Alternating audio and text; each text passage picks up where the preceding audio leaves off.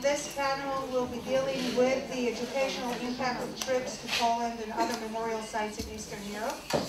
My name is Orit Margaliot. I work here at the International School at the Study Seminar Department and the European Department, and I'll be the moderator.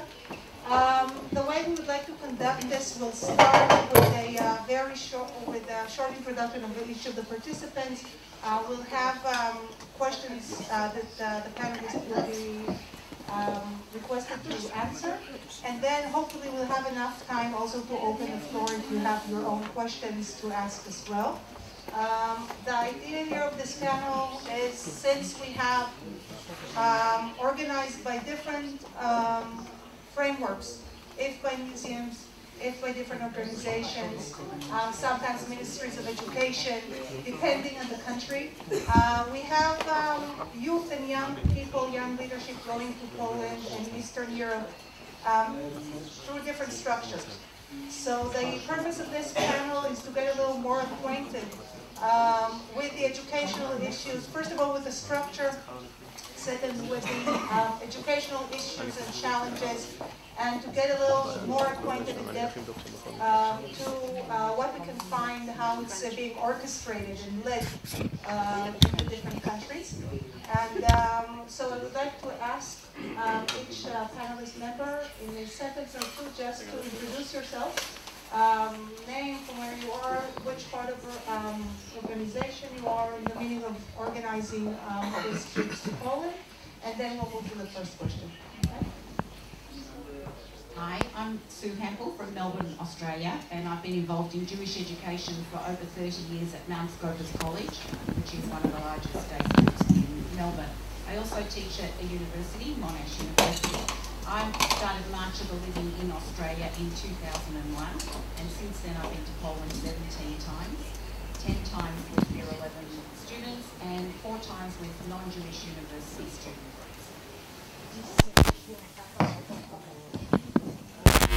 I'm Alejandra Tolcachier. I have a degree in education, University of Buenos Aires. I have been working for March of the Living in Argentina from 1999. And I am one of the participants who took part in the first March of the Living in Argentina, 1999, and I'm working as the director of March of the Living.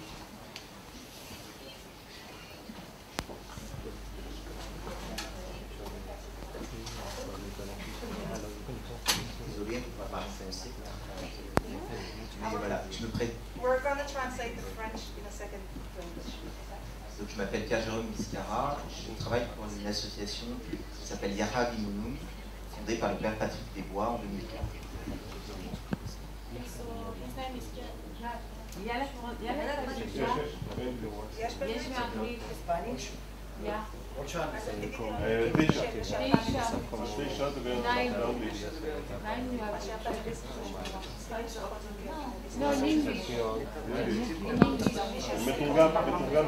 Alors, oui.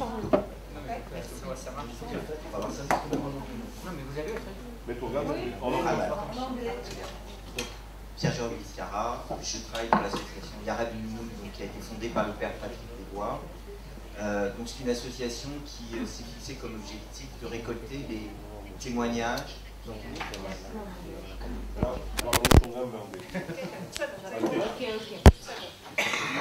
Alors, c'est bon, voilà. L'association, on va y arriver. L'association a recueilli témoignages, 5000 témoignages des témoins oculaires des massacres à l'est de l'Europe, notamment dans les pays, on va dire les pays de l'Union soviétique occupée. 5000 témoignages, environ 2000 sites d'exécution répertoriés et 8 pays visités et à peu près une centaine de voyages de recherche pour aller identifier les causes communes et recueillir ces témoignages. Donc qui ne sont pas les témoignages des survivants, mais qui sont les témoignages des voisins. Voilà. Et depuis plusieurs années, l'association Yahad Unum développe son service pédagogique. Voilà. Donc on considère à Yahad que le lieu peut être, c'est-à-dire les lieux où ont vécu les Juifs, les lieux où ont été tués les Juifs, peuvent être considérés comme des lieux, un outil pédagogique. Voilà. Donc on s'adresse à des lycéens, des enseignants, formation d'enseignants, et des étudiants de l'université.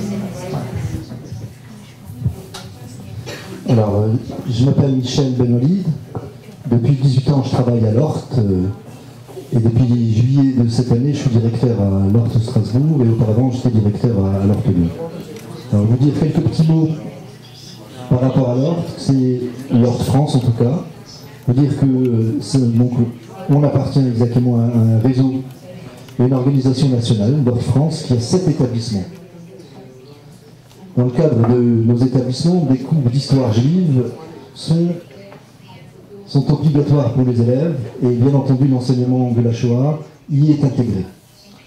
Avec au minimum 1 heure par semaine, pas d'enseignement de la Shoah, mais l'enseignement d'histoire et culture juive.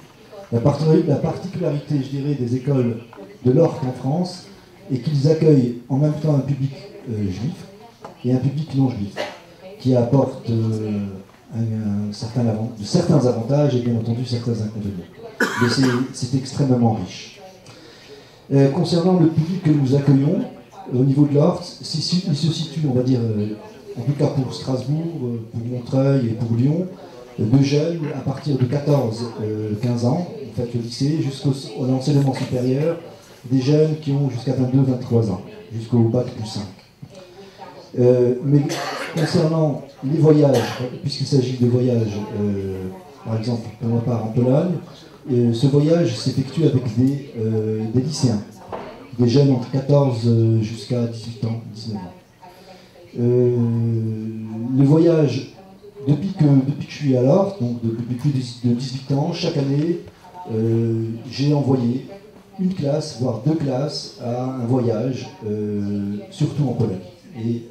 Surtout en Pologne. Voilà.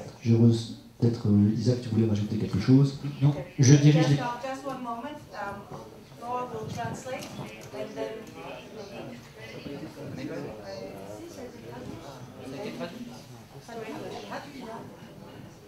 Vous avez eu la traduction? The panelists do not hear, so people need to know what's going on so we can communicate properly. So, yeah. Okay, so Michel Benoilid is the headmaster of the school Orit in Strasbourg, and he said that the particularity of the school in Orit is to welcome Jews and non-Jews in the school, so there are advantages and disadvantages. His school welcome pupils from 14 to 22 and 23 years old, and concerning trips, they are taking each year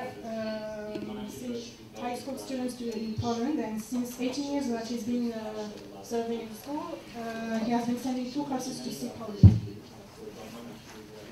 Juste pour compléter, donc je m'appelle Isaac Touitou, je dirige l'établissement Orit à Montreuil, tout à côté de Paris, qui est l'établissement le plus important en volume d'Hort-de-France. Nous avons 700 élèves et étudiants. C'est un campus original puisqu'il réunit des élèves depuis l'âge de 13 ans jusqu'à 28, 29, 30 ans.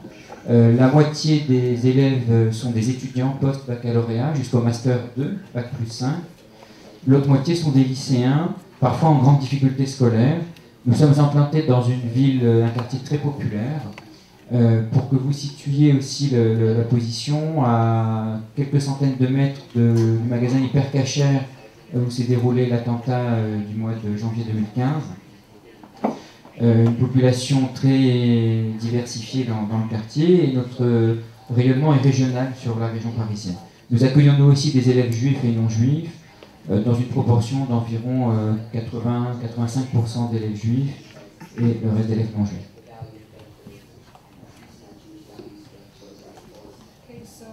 Is another headmaster of Orit in Paris. His school has 700 pupils. They have from 13 to 13 years old. From before A-levels to after A-levels, and even the pupils who have difficulties taking care of them. Don't you know the location of the school? It's near the shop hyper cachère that was in Paris. That was the how do you say? Terrorism attack. And his school welcome 85% of the Jewish students. I will behave myself. Orit said only one sentence. We have many questions to go, so. My name is Naftali Schiff. I live in Jerusalem for many years. I now live in London. I'm the director of an organisation called You Cannot Hear. Hi.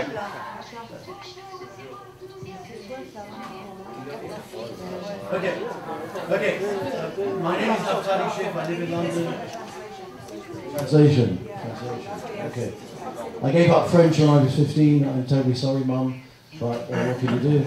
I guess you guys don't understand English. Okay. I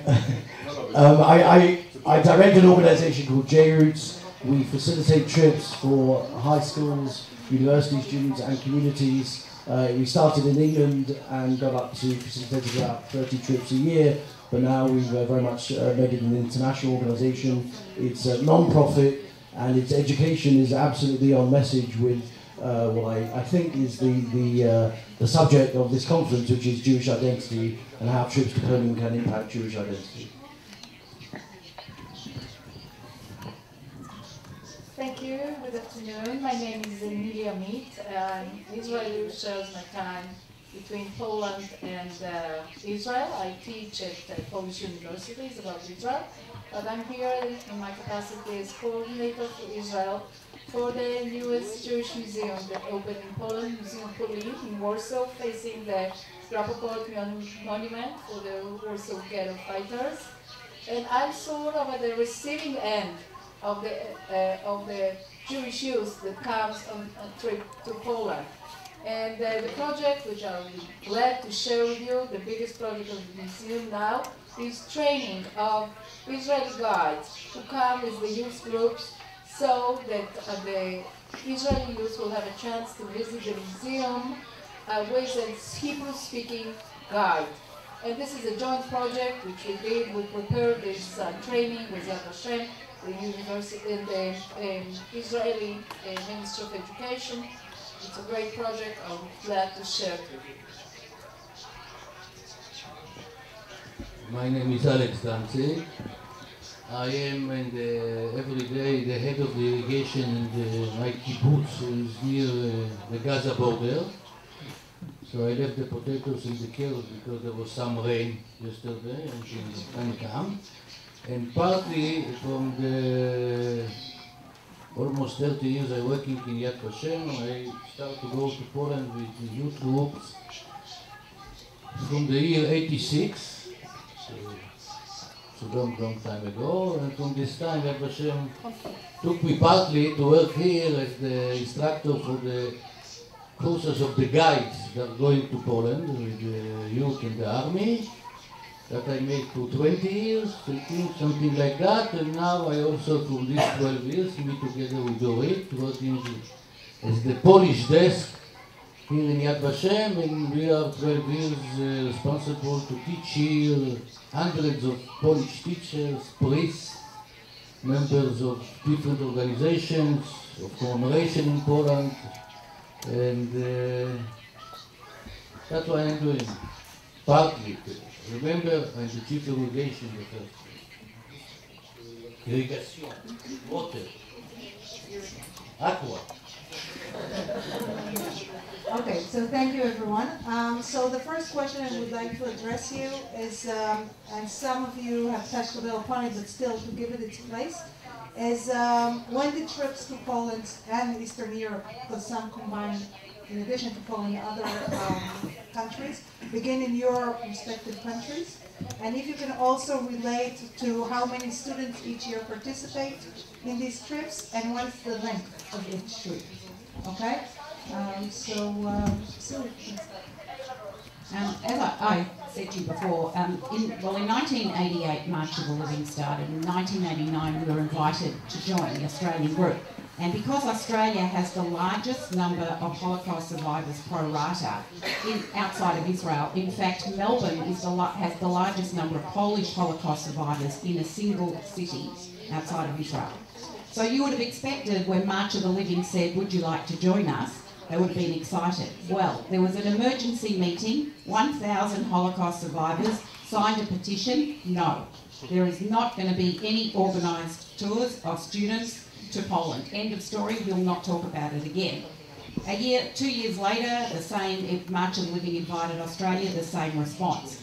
So the Holocaust survivors thought that that was the end of the story, but I went with Ephraim and Yad Vashem in 1998 to Poland, and I couldn't understand why Australian students didn't go. So I came back and started to campaign, and these poor Holocaust survivors who thought that the issue was over were not very happy with me. They didn't want to spend money in Poland. They didn't want to, they didn't like, obviously, what happened after the war in Poland, and they didn't want to endorse it. But I did push through. I went with 28 students in 2001, and it was a really successful program. What was amazing was that how doors opened, doors of memory opened. Grandchildren asked their grandparents, and the story, came out. So with the Australian March of the Living group, there have been over 1,000 students who have been. It used to be really, really, really popular. We had an average of 100 students. The last few years, the numbers have declined. It's very, very expensive from Australia.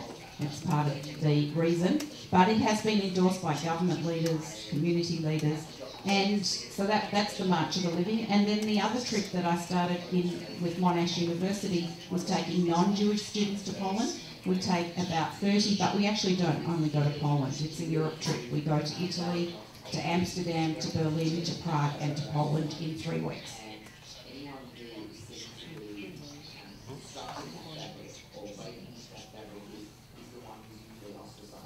Okay. The first group of March of the Living from Argentina was a big one, made up of 66 people from Buenos Aires and other small cities from Argentina. The participants were adults, students from high school and university, young people who came from different Jewish institutions.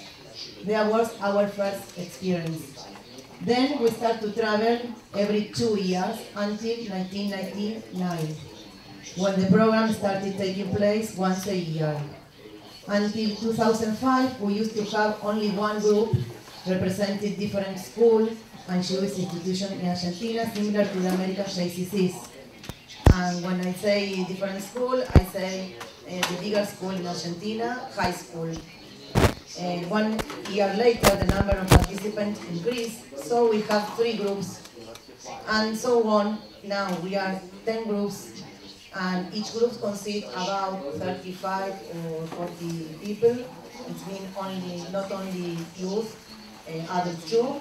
And now our delegation consists of 400 students and adults. We took survivors, not every year, but we try to take us to the trip.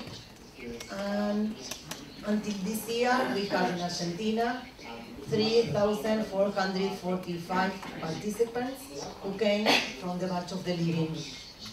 The length of the trip is 2 weeks, 6 days in Poland, and then 8 days in Israel. When we travel to Poland, we travel to commemorate the Shoah and Birkenau, and not only the camp of the death, also the rich life in Poland. This is an important topic for our education. And then it's important to come to Israel for Yom Ha'atzmaut, for commemorating Yom HaZikaron, and to have an important experience in Israel for the Jewish identity of our students. We've been organising trips to Poland from 2006. During this time, we've taken 10,000 people to Poland. We also experimented, because we're in Europe, with the length of the trip. We've done 1 day to 8 days, and decided the best length is about 6 days. Costs about $1,000 on the ground. JRoots is the largest provider of Jewish Poland trips in England. I would say in the total numbers, I would estimate about 2,000 people, 2,000 students a year go to Poland from England. We probably do about half of them. Okay, again, I'm on the receiving end, and the purpose of our museum, Museum Poland, is of course to commemorate the rich and diverse history of Polish Jews who lived there for 1,000 years, and to try and present what was lost in the Holocaust to all the visitors. So there are about 30,000 Israeli youth, including soldiers, that come to Poland each year. And our goal is to have all those groups visit the museum. Unfortunately, their schedule is very tight, and they can go to the museum maybe an hour and a half or 2 hours. So the result is that not all the groups can visit our museum. But now, when we trained almost 300 Israeli guides, we hope that this number will increase. This year, second year of our opening, we have 25,000 Israeli visitors, but only about 8,000 from them were Israeli youth. And we hope to rectify it in the next year. And maybe just to add as well, you have also other Jewish youth groups visiting the museum from all over the world, which once they visit Warsaw, they come also, some of them at least, visit the museum as well. Well, all the groups that come for the March of the Living visit the museum. But as I'm the Israeli connection and we train Israeli guides to visit it, I concentrated on those numbers. I don't have the exact numbers, how many participants of the March of the Living or other Jewish groups visit the museum. Maybe Alex has some knowledge about it. Yes, we just sentence about what Nili said in the end. We are, after many years of argument, decided to cooperate very closely and to develop this, the meaning of going, how we can go to the museum, and really guiding in Hebrew. It helped a lot, but it's a lot of way to go, and we hope we work together very hard to increase the number of the Israeli youth in the army or other groups. Adults are going, I think, automatically almost, but extremely popular among the adults. But we hope to increase also the numbers of our youth. I want to go to the question from the beginning. Our trips of youth to Poland started in the middle of 80s.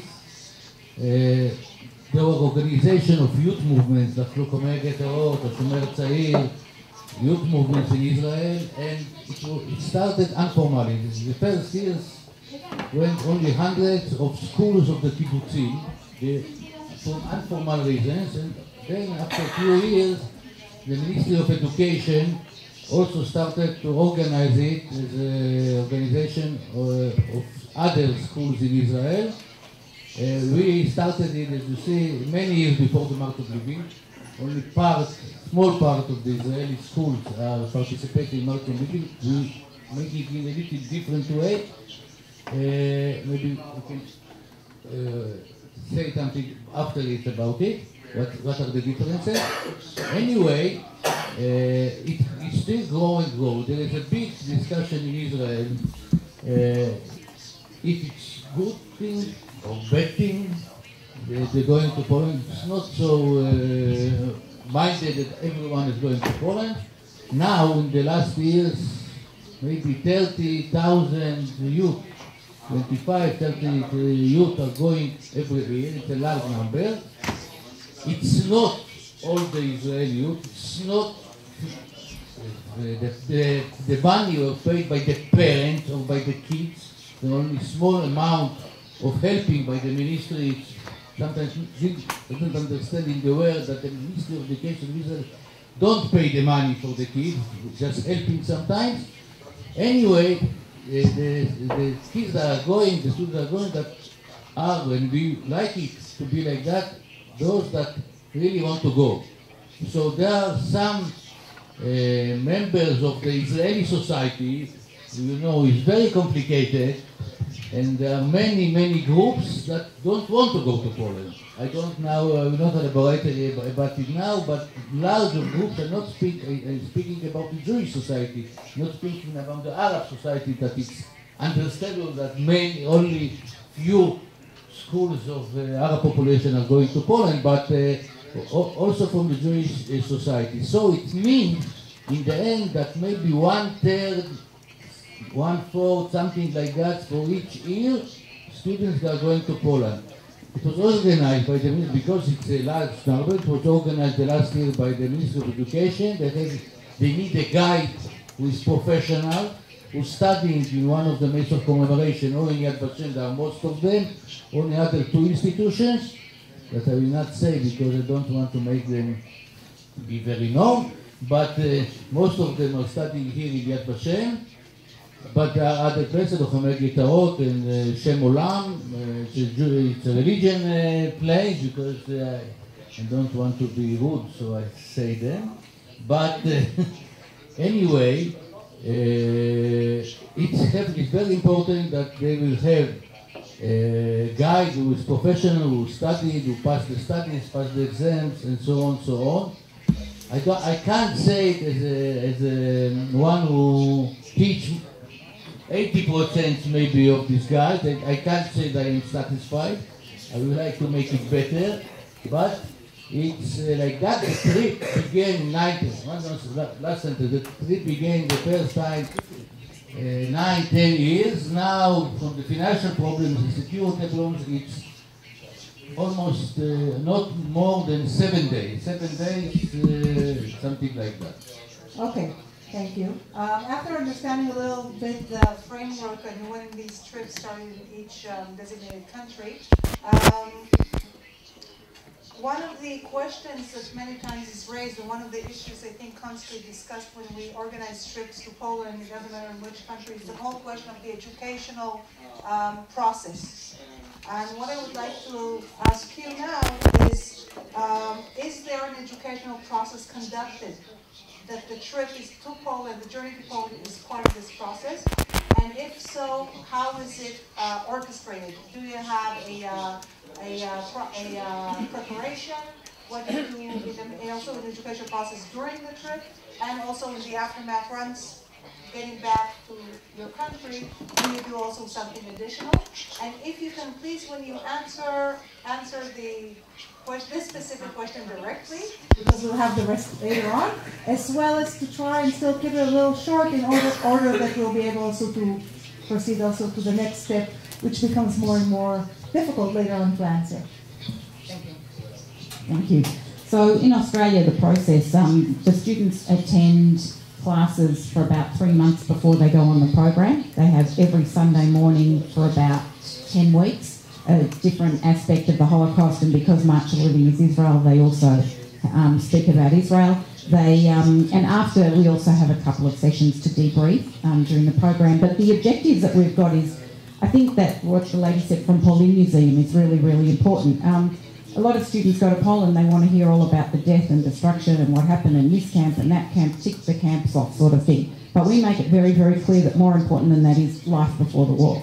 So it's very, very important to understand the complexity and diversity of Jewish life before what were the stories about the victims. So we are very fortunate that we've had a lot of survivors who have come with us on the trip, and they share their stories. We often go to Lodz or to Krakow or wherever the survivor was born, so that we can actually tell the story of life before the war. And and we also go to Poland Museum, which is outstanding. And if you haven't been, I recommend going to Warsaw just to the museum. Did you want to know about other? And just regarding the educational process. And what do you do in the aftermath? Yeah, so again, there are universal lessons to fighting difference, racism, injustice. The particular lessons is to strengthen Jewish identity, which we'll talk about later, the connection to Israel. And what's interesting is that we focus on remembering the past to change the future. So when we get back, we say, okay, now you have been on these trips. What are you going to do with that knowledge? And some of the people, Yehuda Bauer and Irving Kotler, also talk about never again. You know, we always say never again, but never again means nothing if there's no action to follow. So we try and get our students involved in social action programs. Or some of them become involved and become a buddy to a Holocaust survivor. They go to the Holocaust Museum, they learn the story of a Holocaust survivor, and they promise that they will tell that story forever and forever. So we sort of follow up. We have at Tekes afterwards as well. We speak at all the schools and synagogues, and often our students return as Madrachim later. The ones who've been students when they're 16 come back as Madrachim later. In Argentina, although the trip we talk about is 2 weeks, we work hard the whole year. There are 2 kinds of activity, before the march and then when we return from the march. And it's important to say that the school and each institution prepare several meeting sessions with the students because the march is a part important of the Jewish education at this school, I mean. So when I talk about the preparation, we talk about meetings with the survivors, the stories about the survivors, and to connect these stories with the trip itself. When we talk about survivors, we meet with our survivors in Argentina. It's very important to get involved, the students with them. Visit the Holocaust Museum in Argentina. We have a small one, but nobody knows where it is and nobody knows the museum until the students get involved in March. And discussions about Shoah and topics related to Israel, because when prepare our students, it's important the topics to the Shoah and the Israel too. We talk about the 2 weeks, not only in Poland, and emphasize about only not about the murder camps. So the life in Poland is very, very important. Because at the first time when the student meets with us, they think that to travel, and they used to travel, and the others, to travel to Poland, it means to travel to the death and to travel to know about the Holocaust and about what happened there only for the Holocaust. And the meaning for us is to understand and to explain them what is the life before the Holocaust.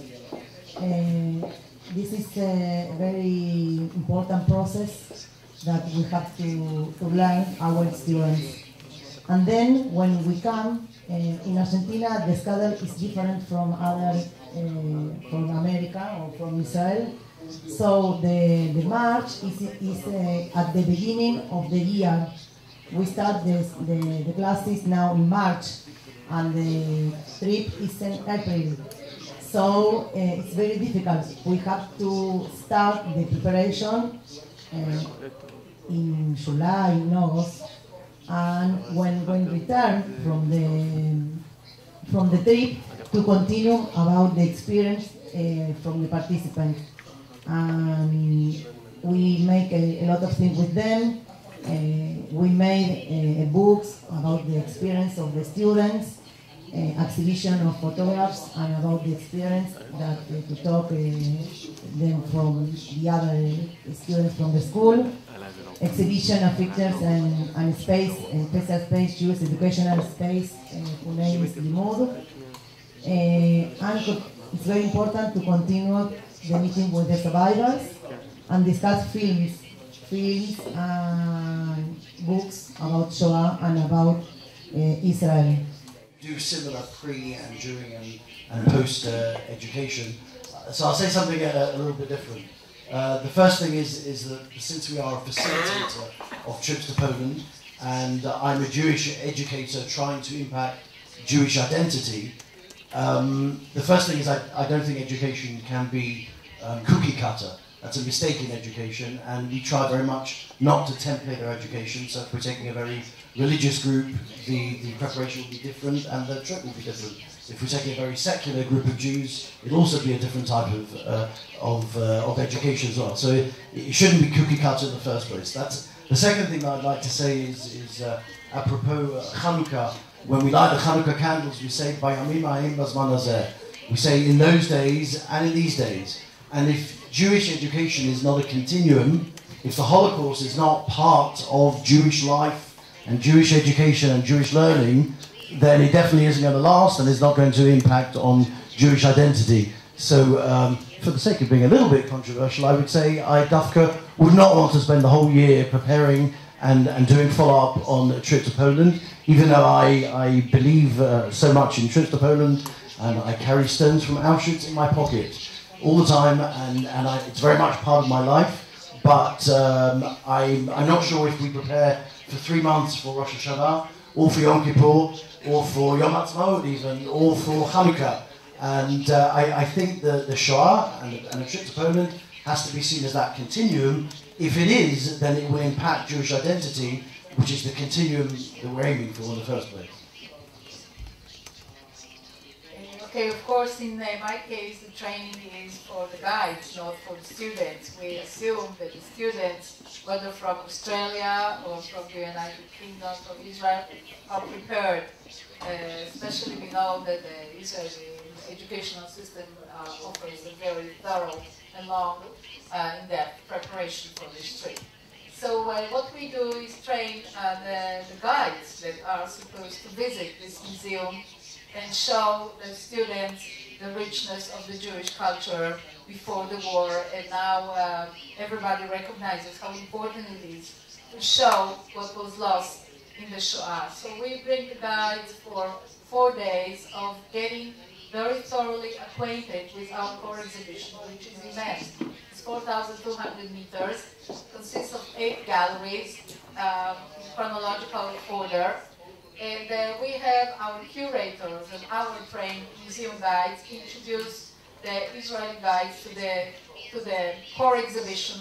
We organize for them meetings with Polish educators. We explain the Polish educational system about the Shoah, how the Polish children learn about the Shoah, which is very important.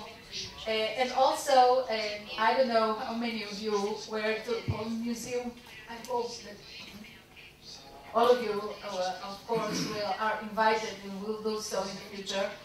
We also have logistic problems to solve, because normal Israeli school group is a very large group. You are talking about groups of 35, 20, 40. Israeli school can be 250 children. So we, with the help of the guides themselves and our partners, Vashem and the Ministry of Education, we worked out, how to divide those groups and how each group, let's say 4 or 5 groups, each group enters the museum from a different point.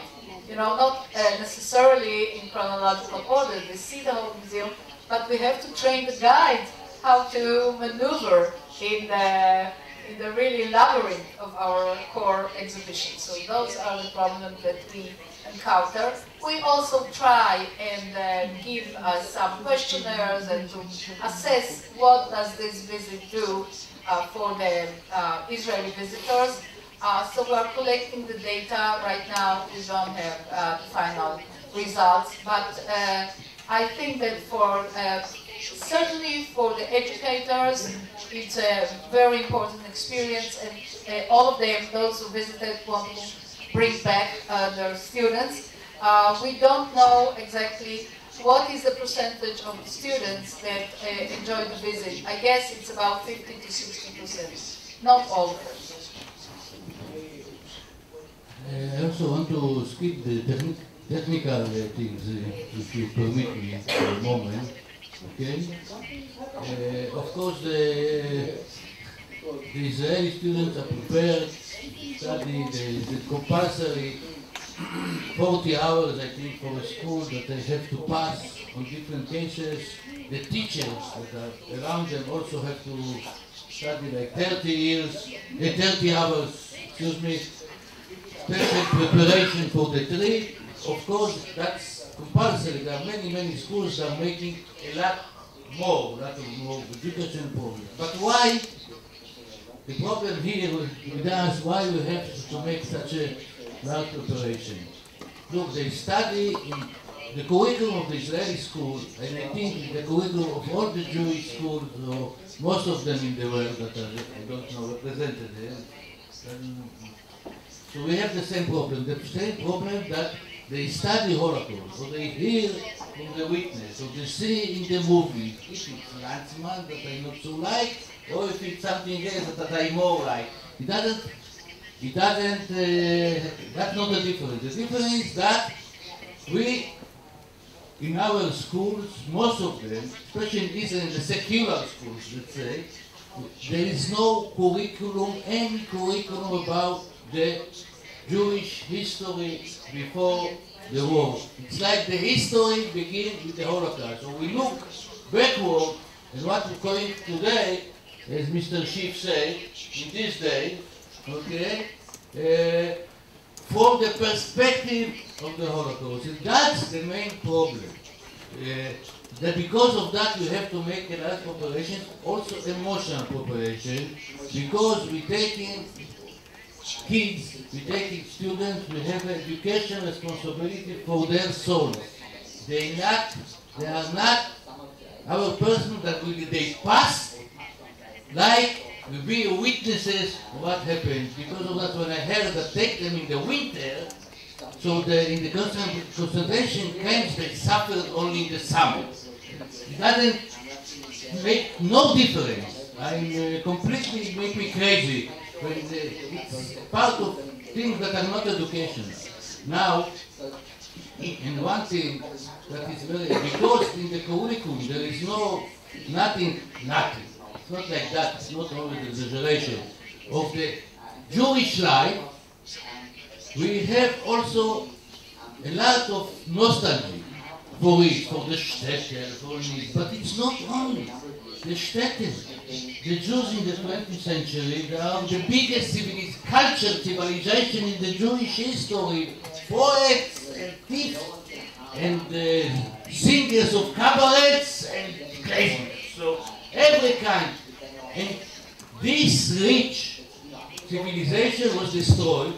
It never will be built again. Sorry, Nili, but if we only make 10 museums like Poland, that is very important, we will not create again this civilization. And our purpose is in the preparation and in the trip to show them this. And one last sentence. They will not see it, there will not be such a civilization, there will not special to bad and to good relation with the Poles for centuries. It's not that 2/3 of the Jewish population lived before the war in Poland because it's the worst place in the world and they're all waiting for Hitler. It's not like that. So without the preparation or because the other curriculum is more known, it's very important for us to prepare something about the Polish history, and the Polish culture, and the Polish suffering during the war. And also, last sentence, we try in the last 10 years, and also the museum was involved in it, to create a meeting with the Polish youth of their age. And we're working on it very hard. Especially now, when there are changes in Poland, I don't really speak about Polish politics. Unfortunately, it's very important and very cheerful, but okay. But, I say that also in quotation, but this is education. It's education for the next generation, from the Polish youth and our youth. And the Shoah came from stereotype. From stereotype came the Shoah, not the Blinker in the first place. It became stereotype. If we will not educate our students in what you say in Melbourne from the survivors with stereotypes, there will be no generation without stereotypes. There will be other generations that will hate the other and so on, so on. Will not tolerant speech, okay? But for us, it's very important. We try to convince Israeli youth, every school, to meet their, in their age, the Polish youth. It's very complicated. It's very difficult, but we working very, Orit and I, anyway, with others, like the museum and so on, we work about it.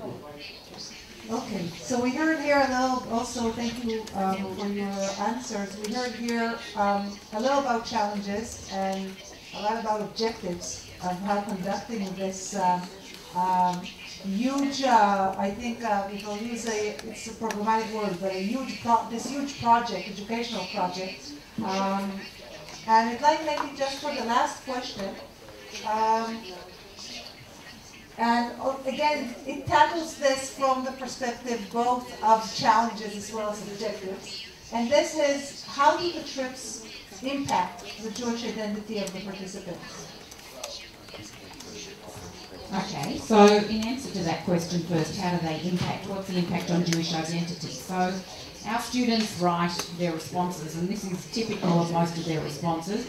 I have always been strongly connected to my Judaism and now feel this experience has enhanced that. It has reminded me why I love being Jewish. It has reminded me that being Jewish and being able to live a Jewish life is not something to be taken for granted.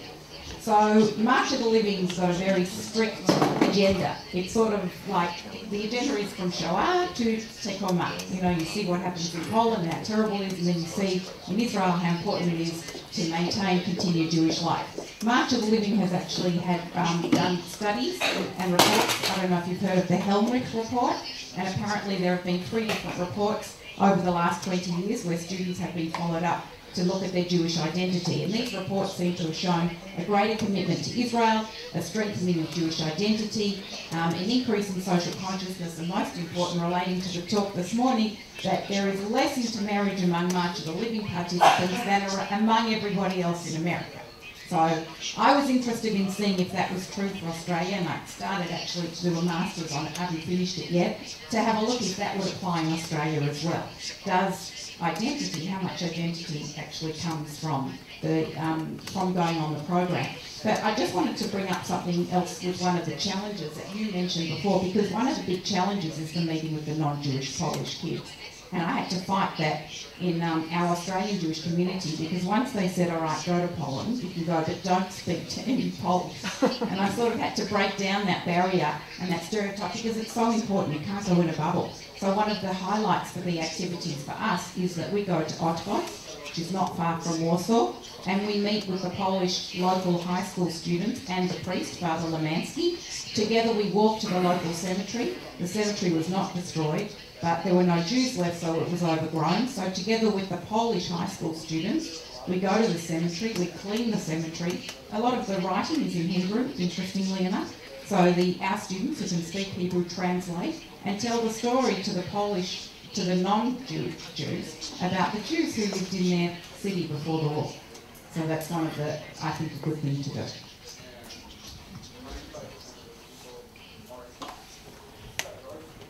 I want to think about the challenges and objectives. We're focusing on yes, that yes, but I want to explain. Okay. No, to explain and then the impact. Okay. The goal of March of the Living in Argentina is to help inspire our participants to fight against indifference, racism, and injustice in the world. They are witnesses to the atrocities to the Holocaust during their visit to Poland. As Elie Wiesel once said, when you listen to a witness, you become a witness. Our participants will become the living testimony for the future generations. Our objective is to increase the commitment of our youth in their community, but not only in the Jewish community, but also in their university, shops, and lives. In Argentina, our youth are in contact with not Jewish people, a lot of not Jewish people, at the university especially. So for us, it's very important to prepare when they finish high school and to involve them to have active roles in our community. During the trip, we make several activities with Polish too, with youth Polish too. Not with all the delegation, but we choose maybe small group or maybe each school. It depends of the school. Not all the delegation have to do the same places and the same discipline. And it's very interesting to share with youth like them from high school in Noshik. In Noshik is a site, the synagogue in Warsaw. And to talk about, not especially about the war or about the Holocaust, about the things the youth talk. So it's a very important meaning for our students to share this experience, not only the discipline, but the space to share with the Polish youth, and to know how the youth Polish live now in Poland, or what happened now in Poland.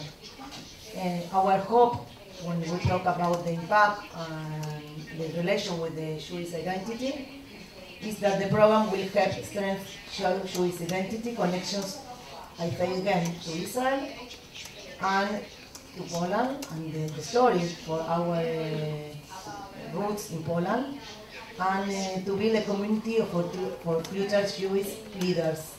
The programs connect the participants not only to the death, but to life in Israel. Also the rich and big Jewish community before the war that I talked. And the participants return with a greater commitment to Israel, to remember the Holocaust, and to strengthen Jewish identity in their local Jewish community and to be leaders. And after the Shoah, the promise of never again was proclaimed. And our challenge really is to create a world where never again will become a reality for the Jewish people and indeed for all the people. If according to all the panelists this morning, the greatest challenge facing the Jewish people is assimilation and intermarriage, I suggest that we have a pretty easy metric that it behoves us who are spending charitable funds of the Jewish people measure properly what we're doing. And until we can do that, we shouldn't spend this charitable money. We have recently finished a survey about the impact of our trips, and I can tell you that the impact is there. I believe that the trip to Poland is the most powerful, immersive Jewish experience that young people can have today. The challenge facing Jewish educators today in impacting Jewish identity is we live in a plastic world, in a virtual reality world, in a Snapchat, Instagram, quick fix world, and there are very few life experiences that are real, that are authentic, that are genuine, that are sincere. And unfortunately, we have in our recent history an experience that if we can immerse our young people in it, it rips away a lot of the layers of the onions that you can't rip away anywhere else in the world, unfortunately. So the immersive experience of a trip to Poland is incredibly powerful. I think in terms of what is our aim and is it successful, our aim is not spurious words, remember, never again. It's not measurable, and unfortunately 70 years later it is happening again. And I, in a discussion this, I said, remember what? Why should I remember? If all my Judaism is just about being part of the people, wherever I go they will kill me, why should I want to be Jewish? So that's why the experience has to be part of the continuum. It is, in our experience, it is incredibly successful. That's because we are immersing people in a fully Jewish experience. Poland is the most powerful classroom I've ever been in happiness and in sadness. I never believed that I would take people to Poland. The truth is, I never believed I would take them to Poland and they would come out with Am Yisrael Chai. And I don't think it's a superficial Am Yisrael Chai. I never believed that survivors, when I grew up, survivors were quiet. I never believed that survivors would be the most authentic, genuine, sincere, no BS people I would ever meet.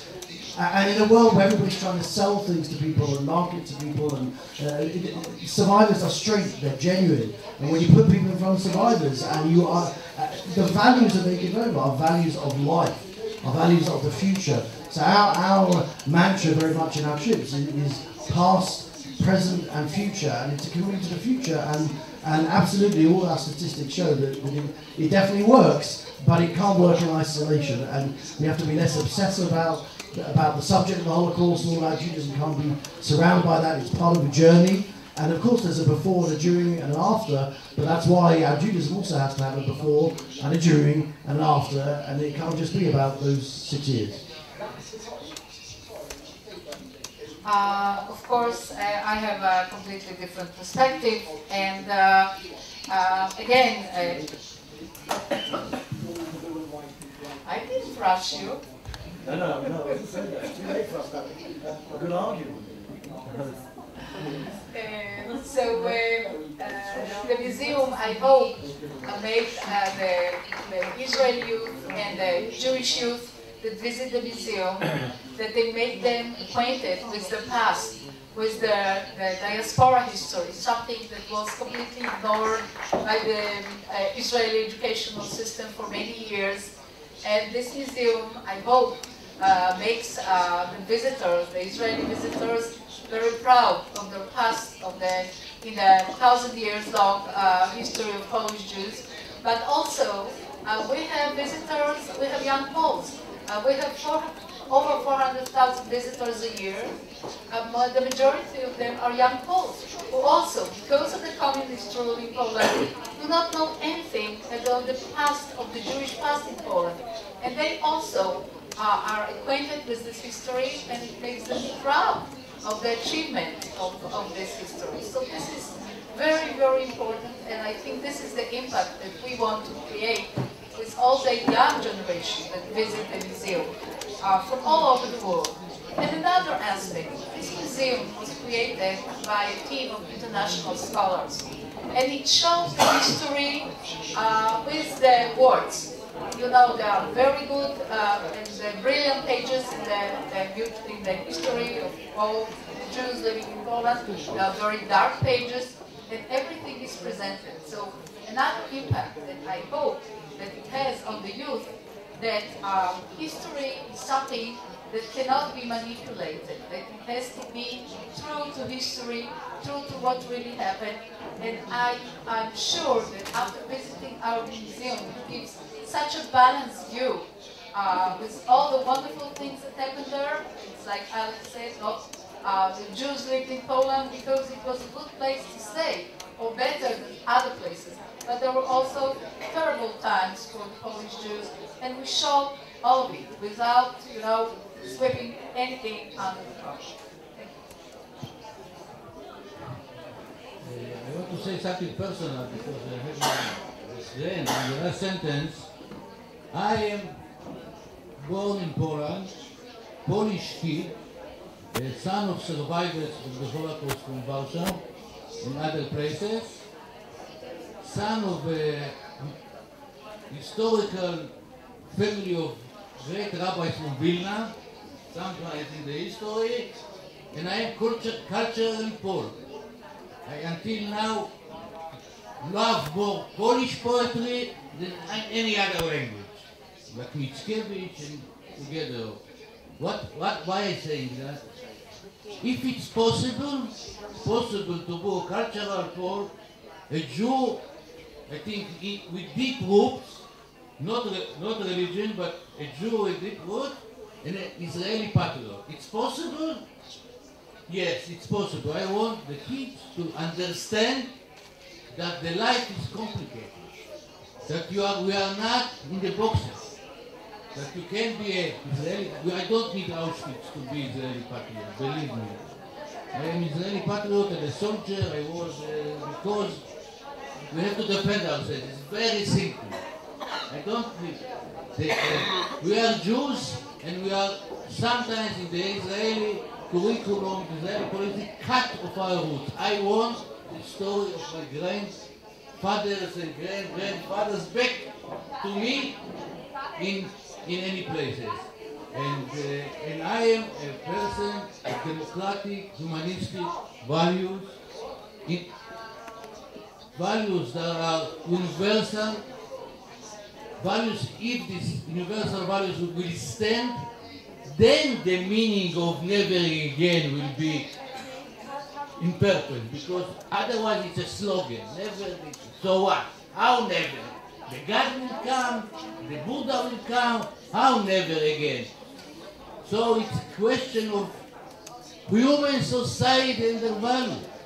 And this is the goal, the educational goal of, if you can make it in Poland, because something on this ground, I agree with Mr. Schiff, something is opening. Because the curriculum, you can talk about things that we don't have time, not the parent or the kid, not the teacher to the student to talk about life. How we will see our life, in what value. Okay, so I think this was very much in a nutshell, and there's so many issues to keep on discussing. But just maybe to conclude from what we've heard here, I think that all of you also, if you're interested in participating carrying out journeys to Poland. The first thing we definitely also learned from this panel is the high importance of, first of all, setting very clear objectives. Also, the understanding of an educational process that has its preparation, its carrying out during the journey, but also a follow-up. And asking checking ourselves every time, are we achieving our goals, our objectives, as well as to what extent do we need this journey to Poland? What is its role in the Jewish identity that we strive to construct? So thank you very much for all the panelists.